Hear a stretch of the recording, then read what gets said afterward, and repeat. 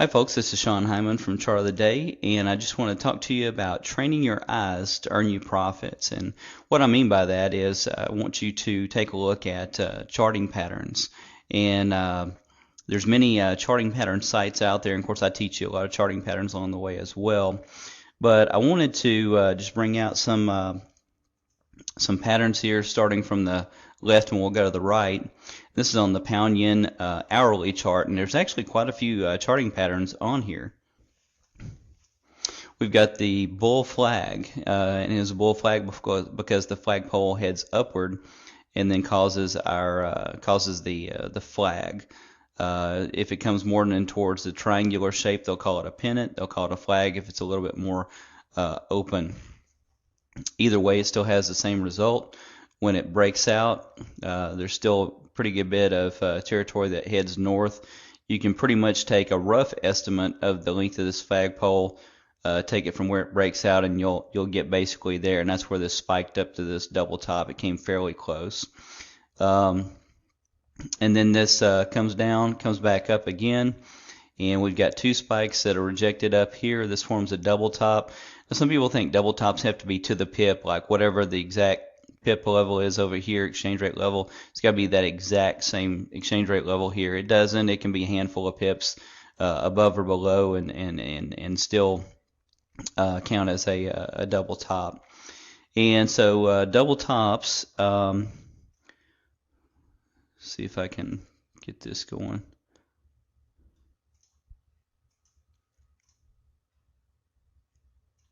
Here we go. Double tops form M's on the chart. I want to just emphasize that there. And they are reversal, and as soon as the base of the M is broken, the middle part of the M, that's typically when you know your double top has completed, and you'll have a ton more downside to come. It's far smarter to try to wait till after this completes, because there's a ton move left, than to try to catch something that looks like a top that may very well not be. Because I'm going to tell you, most things that look like double tops and double bottoms are not. They're simply continuations of the trend that will eventually break out and still head higher. So it's best to let them complete, let the bottom break on the middle part of the M and head lower, or somebody can draw a trend line and allow that trend line to break as well. When they're very steep, almost parabolic moves, I let the bottom of the M break. If they were more of a little bit, this is not quite a normal angle, but it's closer to it, then I would draw a trend line and let that break, and let the break of the trend line be my confirmation that the double top's in place. So we come down here and we get a double bottom. A double bottom is a W. So this is what we look for on the chart, is the W pattern. And that tells us that a bottom is likely in place, especially once it passes the middle of the W.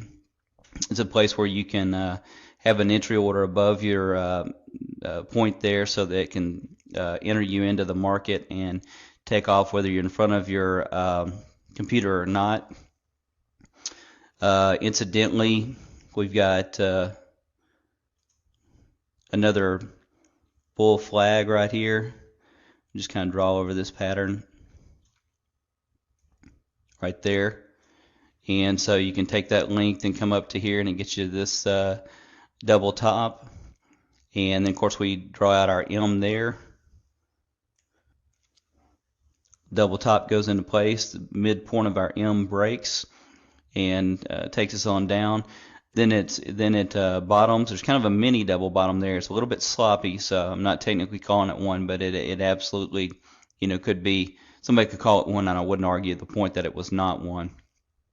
Come up here again, and we start coiling to where the highs get lower and the lows get higher, and they start coiling and winding up and pushing narrower and narrower and narrower. I'm gonna tell you, this is one of the more common patterns you will see, because you'll see very large moves consolidate and wind up, and the bulls and bears will get into this tug of war. People of the opinion that the pair should go higher, people of the opinion that the pair should go lower, and they'll tug of war back and forth and make less headway all the time until finally one side wins.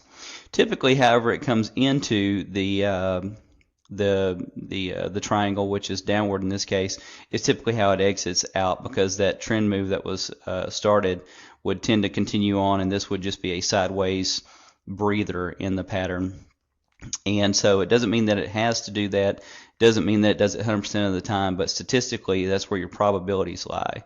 So in knowing that, when you observe how one comes into the pattern, that'll tell you whether you should favor the short side of getting short on the top end of the pattern, or getting long on the bottom end of the pattern, because you want to be on the side of the eventual, or what you feel will be the eventual break. Remember, you always want to move your stops to protect profitability.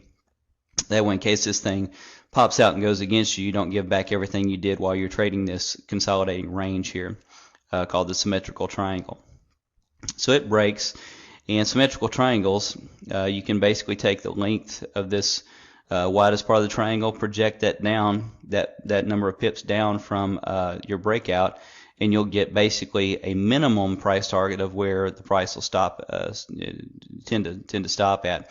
Now I say minimum price target because of course it can go further than the length of the width of this triangle from the point at which it breaks out. However, that's typically the minimum amount that it'll do. It can do more, and many times will do more than the minimum targets. Then we kind of have some sloppy trading here. And then what do we have here again? We have a mini symmetrical triangle. I say mini because it's on a smaller scale than this, but guess what? It still has the same impact. It coils up. Statistically, the break is to the downside because we came into it from the downside. So it comes down, it triangles. So there's the highest likelihood that this would break to the bottom.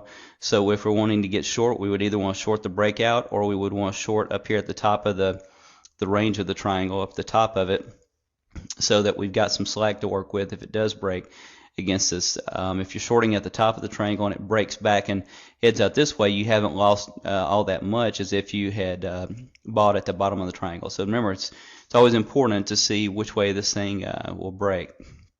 And so it consolidates and then breaks. One thing I like about the triangle patterns is they give you a heads up ahead of time that a directional move is coming. All you got to do is wait and be ready for it, and you can reap enormous profits from it.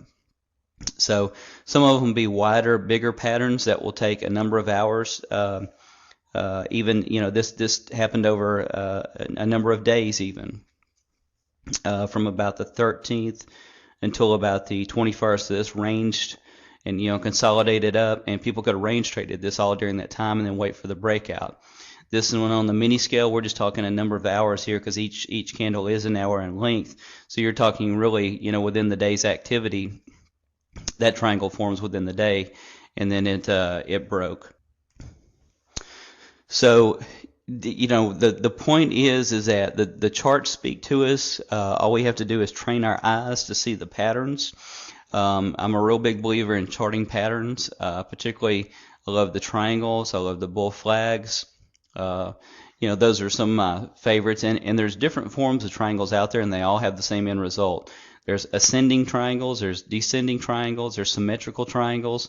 You want to play the range, and recognize how they came into the triangle, because that's the way they're going to exit, no matter what the pattern is, whether it's symmetrical, ascending, or descending. It's just a matter of how it forms will be just a little bit different, but the same outcome is there.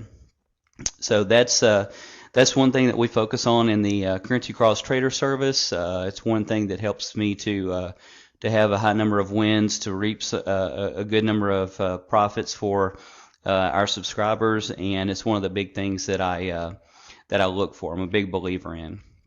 And so I look at the big picture, the daily charts, I'll get the fundamentals, all that kind of stuff. But also when it comes down to it, I'm very keyed into and seeing if there's any chart patterns that I can play off of as well. Hey, thanks so much for watching. Bye-bye.